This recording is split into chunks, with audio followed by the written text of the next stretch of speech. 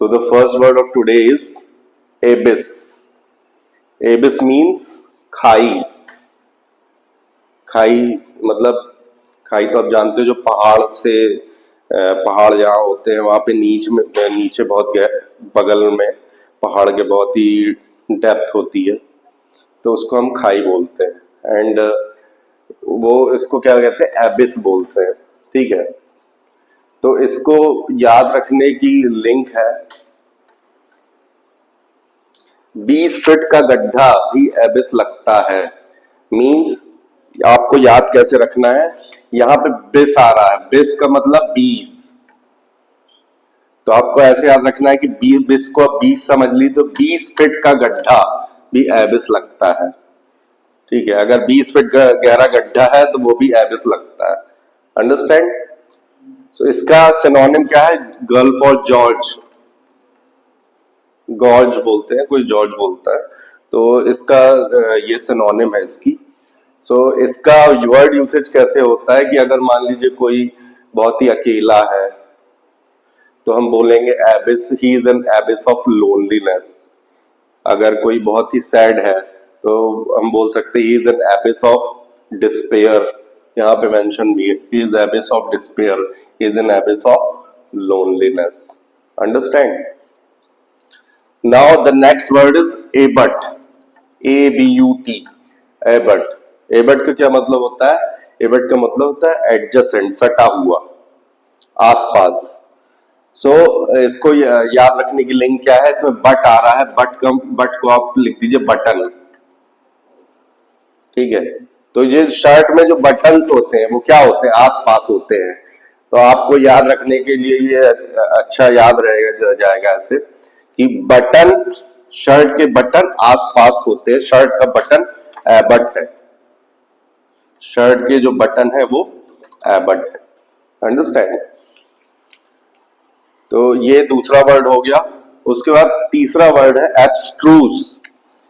Abstruse, abstruse का मतलब होता है कॉम्प्लेक्स, जो डिफिकल्ट हो अंडरस्टैंड करने में, जो मुश्किल हो समझने में, तो उसको हम बोलते हैं एब्स्ट्रूस. ठीक है, तो इसकी लिंक क्या है, इसकी लिंक है, इसको याद रखने का तरीका है कि आप ये जो ट्रूस लिखा हुआ है इसको लिखिए ट्रू, और AB इसका मतलब ABC, मतलब जो चीज हमें समझ में ना आए उसी को हम एब्स्ट्रूस बोलते हैं. तो जैसे कोई चीज समझ में आ जाती है तो वो आपको मतलब एब्स्ट्रूस नहीं रह जाती है. तो अगर आपको किसी चीज का ट्रुथ का पता नहीं तो वो एब्स्ट्रूस है. मतलब जो समझ में ना आए, अगर समझ में आ गया तो वो ट्रुथ पता चल गया, अगर समझ में नहीं आया तो ट्रुथ पता नहीं चला है. तो ट्रुथ का ABC भी नहीं पता, ट्रू का ABC भी नहीं पता, तो वो एब्स्ट्रूस है. अंडरस्टैंड? इसके सिनोनिम वगैरह ऑब्स्क्योर भी बोलते हैं, ऑब्स्क्योर भी बोलते हैं, ऑब्स्क्योर, और रिकॉन्डाइट भी बोलते हैं, रिकॉन्डाइट.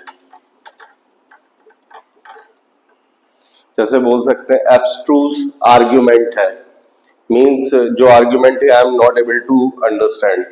so the because that is abstruse argument, recondite argument or obscure argument, I am not able to comprehend that, I am not able to understand clearly.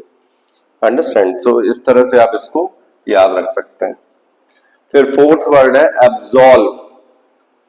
Absolve, so absolve को कैसे, absolve का मतलब होता है माफ करना या बरी कर देना. जैसे कोर्ट है, कोर्ट फैसले सुनाता है, तो अगर किसी को उसने सजा नहीं दी और उसको बरी कर दिया, उसको छोड़ दिया कोर्ट ने, तो हम बोलेंगे उसका केस जो है एब्सॉल्व हो गया है. और संजय दत्त, जैसे यहाँ लिखा संजय दत्त एब्सॉल्व हो गया, मतलब संजय दत्त को माफी मिल गई है कोर्ट से कि आपने कोई क्राइम नहीं किया है और आप बरी हो गए हो, तो इसको बोलते हैं एब्सॉल्व.